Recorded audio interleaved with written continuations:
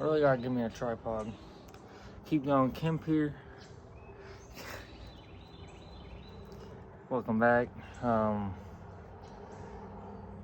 keep it going. Welcome, Shummy. Riley. Hey, he's pissed off at me. But no, so the topic I was going to talk about today was trauma, experiencing trauma and like coping with trauma. And you know how I kind of did it, because I don't even know how I did it. My mom died February 3rd at 12:15 a.m. She was the only family I ever had. She was from South Africa. You know, she migrated here in the late 90s. Early 90s. Yeah, it was 93. So, I was born in 2006. And she went through a divorce in time before I was even a thought. So,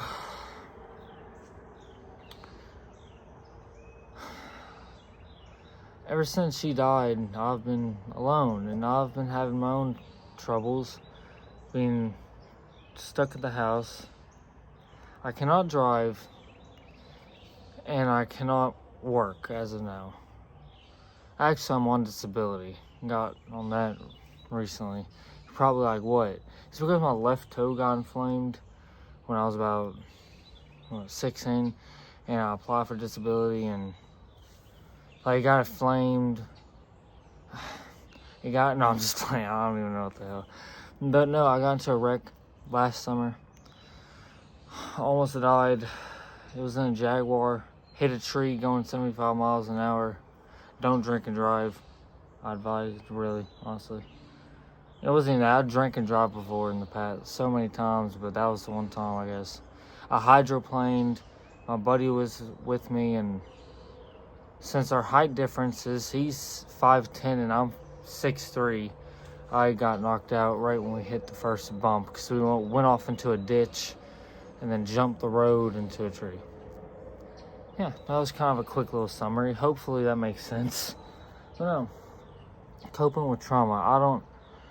I wanted to be left alone, because I had nobody really. I had these people try to push in that I haven't seen since I was 5 years old. And they were, family or friends of mom, and kinda, sorta. And at that time when my mom died, I was going through a traumatic brain injury. Now in ways, yeah, I still have slight side effect, like deficiencies. Deficiencies. The hell is wrong with my English? This is why I'm going to speech therapy, guys. No. I'm actually going to speech therapy, but it's not for my speech. It's for cognitive work. I'm almost done with it, so. And I decided to go to grief counseling, so. But no, for like the first 3 months after my mom died, I was in a complete shock. Bad, actually. It was quite surreal. In a way, it's still surreal. I just want to get back to my life, be able to leave my neighborhood when I want, be able to go get groceries when I decide to, be able to just be independent. But, that's in time to come. I'm close. I'm literally like half an inch off, if even an inch. But no, I'll think back and I'm like, I don't even know how I did it, But I guess what I did, I kept my head up and just kept going, because for fuck's sakes, you have to. You can't just, mom told me life don't stop for nobody. And if I think it stops for me, I'll be crazy. I can't expect people to stop their world, their life, and just overindulge into mine. Just because I lost my mommy, when half these motherfuckers haven't even lost their parents, and they're age 50 and up. So, and I'm 19.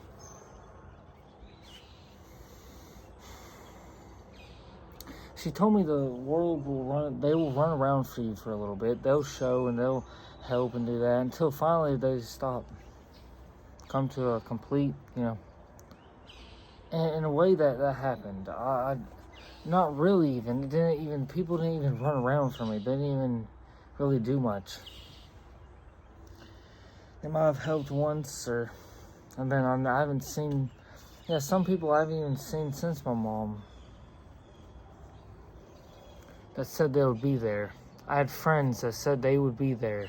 Have they showed up? No. My mom told me you can tell who your friends are if they show up for you in a time of need.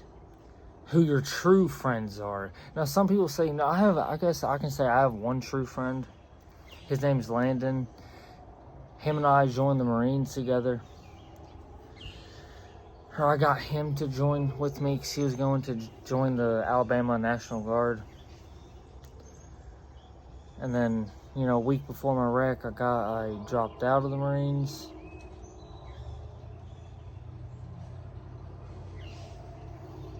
Showed no character.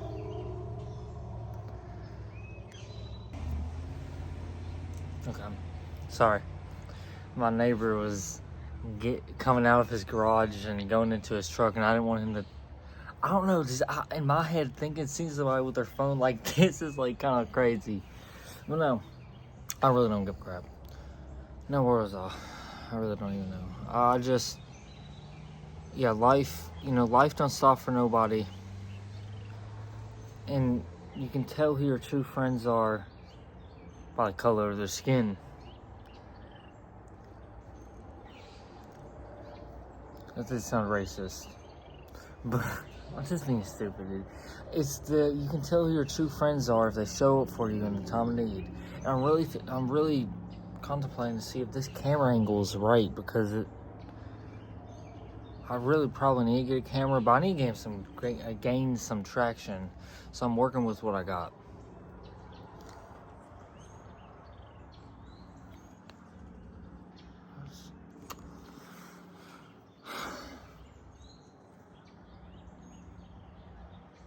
Love them. I love you. But no. My mom, she gave me a lot of solid advice. She tried to pump so much into me at the very end, because she found out she had cancer December 16th. No, the beginning of December. She got hospitalized in the end of October, beginning of November, and then she got hospitalized again the end of November, beginning of December. I said that weird, but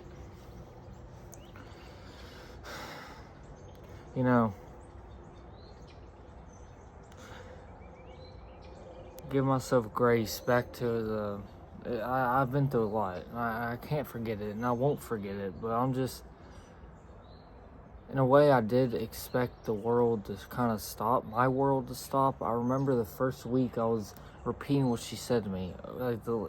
Towards the end, she was saying, the world won't stop for me. She was trying to, like I said, prepare me and pump me through, or give me so much information that my little traumatic brain injury self at the time, I was stressed, I was anxious, I was going through a lot of emotions.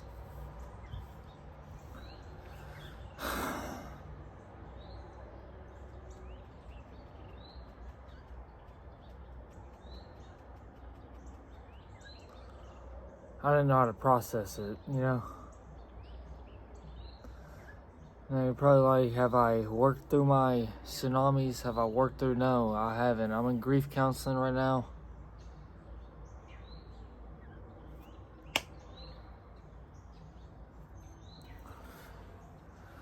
I want to see where that gets me.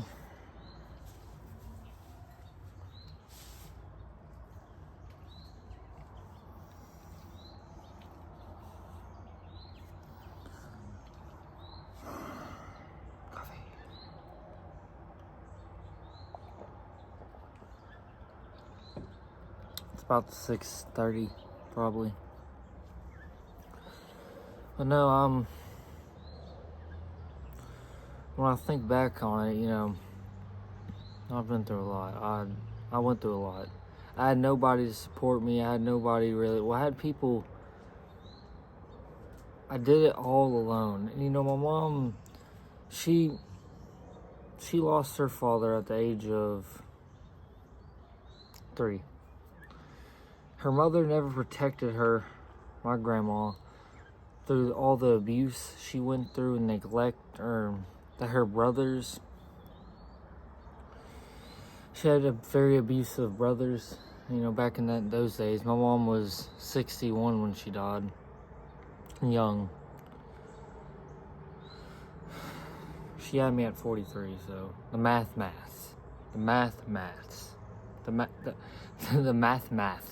I think I have a lisp too. I don't know what the hell that. Anyways, her mother never protected her through all the stuff she went through. They didn't believe her with certain stuff because, you know, she treasured her boys. She thought the world of them. She never could see them abusing my mom, or, you know, they're Afrikaans, they're South African. So she called mom Sissy, you know, and mom called her Ma. But one time my mom told me a story. She got beat so bad she ended up in the hospital. Her arm, her eldest brother, Francois de Toy, which is because my mom, Wilna Kemp. My mom's name was Velna Kemp, with a silent V, with a, you know, or a silent W. Is that how you say silent V or something? Velna Kemp. That was her father's last name, Kemp. And, you know, my grandma divorced many times. So, my grandfather was, I think, the 4th husband, and all the other children, my mom's other half siblings were through my mom's past marriages, or my grandma's. But no, I've had a luxurious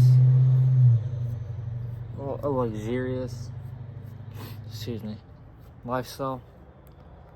I've never had to struggle, never had to fight, never had older brothers, sisters that, you know, had superiority over me. I had an only child syndrome, which is very much a thing. An only child syndrome. You know, my mom told me I suffered from that. Yeah, coping. I've been, in a way, coping with it. Now, getting through it is another question.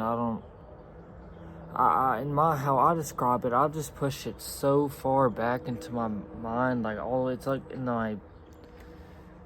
the back of my head, the back lobe. I don't know what they call it. I can't think right now. But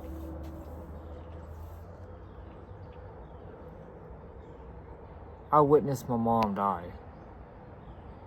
How many people can say they've done that?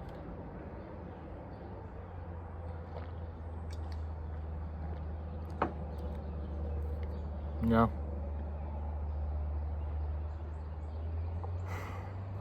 But, okay, I'm gonna get off. It's almost 15 minutes. So just hit that like and subscribe button down there. How do they do? Hitting that like and subscribe button, and stay tuned. Just to stay tuned in for more. Okay, peace.